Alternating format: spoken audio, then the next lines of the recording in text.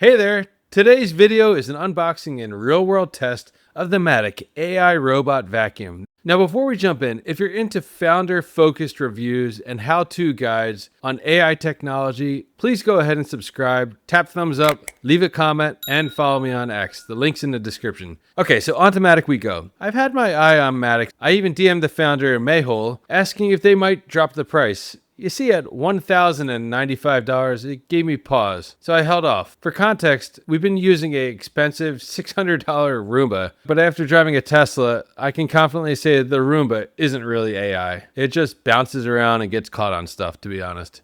But after watching a bunch of the early Matic videos, I finally broke down and bought one full price. So here's our playing field. It's me, my wife, our 3 kids, and a blind dog named Django. This means there's toys and crumbs everywhere, especially where my 2-year-old eats. Our house is full of hardwood floors, thin rugs, bathroom tile, a doormat with tassels, and our boss level, a big Shag rug that I preemptively asked the founder about directly. He said it should handle it, but we'll see. Is this foreshadowing or a clever ploy to keep you watching? You'll have to wait and see. Now let's head over to the unboxing. The presentation is very high-end. The box experience feels like something you might see from Apple. The first thing you'll notice is that this is not light. It's heavy. It feels premium. The Matic is made in the USA, which I love. Inside the box, they even gave us stickers so you could give your robot a face, making it look like a little dog. My kids absolutely love that. There's a quick start guide that tells you how to download the app. You pull the side tabs off the box, and you lift the shell off the base, and voila! The Matic is here. Now all I have to do is long press the power button, and magically, it comes to life. They even had a nice touch of having our name written on the screen when it turns on. And for its first trick, it drives itself out of the box. This is an absolutely amazing first user experience. Now the app flow is modern. It powered on, you connect it to your Wi-Fi, you enter your parent code shown on the Matic screen. Immediately, it wanted to update the software. Here's where I had the first little bit of friction. I had to restart the app twice before the update showed complete. And there's no clear indicator on the robot itself during the update to say, hey, I'm updating. A little now installing screen would be great. Then came the dock setup. I thought at first I had it positioned right, but I actually had the dock upside down. Rookie move. Now when the Matic tried to return to the dock, instead of docking itself, it just wandered around confused. Once I figured it out and flipped the dock over correctly, docking was smooth. I even used the app's remote control function. You can drive the Matic around like a remote controlled car. Or for you Tesla people, sort of like Summon, but for a vacuum. This is fun, but unnecessary once the dock's oriented correctly because it just works. Now it's time to map the floor. The app says open all the doors and turn on all the lights in the house, which I did. Matic spun around, scanned the rooms, and began exploring purposefully. It didn't bump into anything. Compared to a Roomba, it's like jumping a decade or more. It registered my feet, and it saw the dog without bumping into it. It peeked into the bathroom and the pantry and decided, oh, there's not much to do in there, and it moved on. It even navigated past my wife's puzzle table, Jenny Jigsaw on YouTube, without smacking anything. Around Django, it was cautious and respectful. Nonetheless, the dog still didn't like it. Once the mapping is finished, you actually can see your house in the app. I think it's called a Gaussian Blatt. And on top of that, it auto-labeled the rooms and shaded the rugs accurately to say like, hey, there's a rug here and this is hard floor. All that worked perfectly. There was an oddly worded question about identifying stairs that lead down, but our stairs go up, so I assume it doesn't need to know about them. It was just a little bit confusing.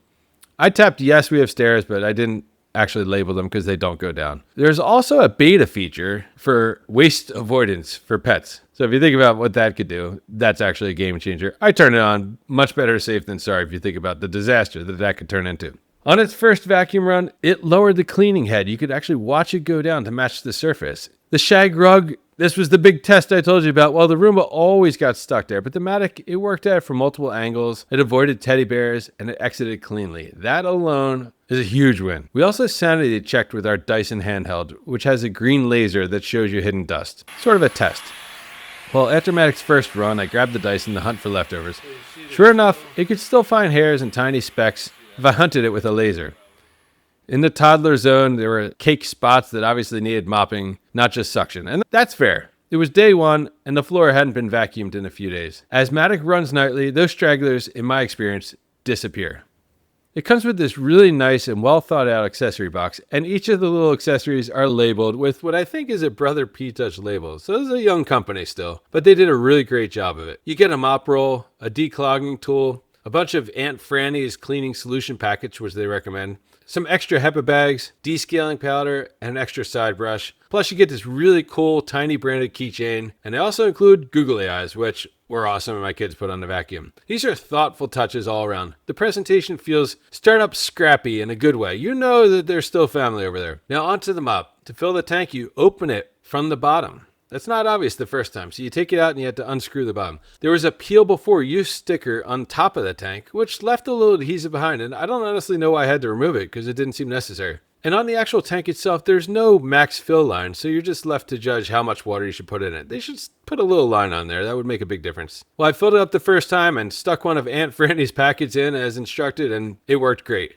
Now, I was a little cautious the first time mopping because it looked like it was going to mop the rug, so I split the room in the app. Well, it turns out I didn't need to do that, but it's actually very easy to split a room. The tool is intuitive. You tap the room, hit split, draw a line, confirm, and you're done. The roller actually mops backwards much of the time, which makes sense for pressure and pickup. It hugged the edges of rugs without crossing them, and according to Matic, the system uses a squeegee to squeeze dirty water off the mop roll, and it routes the water into the bag. So instead of this bag filling with water and emptying it all the time, it actually evaporates the water using a fan. So the bags last a really long time even if you're mopping. The translation here, though, from a high level is it doesn't just smear dirt around. It cycles it off the floor, it captures it, it dries it away. The floor felt clean under bare feet. That alone is worth something in a house with 3 kids. If you're buying a Matic and you want to get 6 months of HEPA bags, there's actually a code in the description. Just use that. I don't actually get paid for it, but I just thought you would appreciate it, which is why I asked the team. If you found this video helpful, please hit thumbs up, subscribe, drop a comment. Tell me, what should I do next? Do you have a Matic? Give me pro tips or any gotchas that you found. Or you want me to compare it against something else? Let me know what that is. Now, before I close, one last thing I'd say.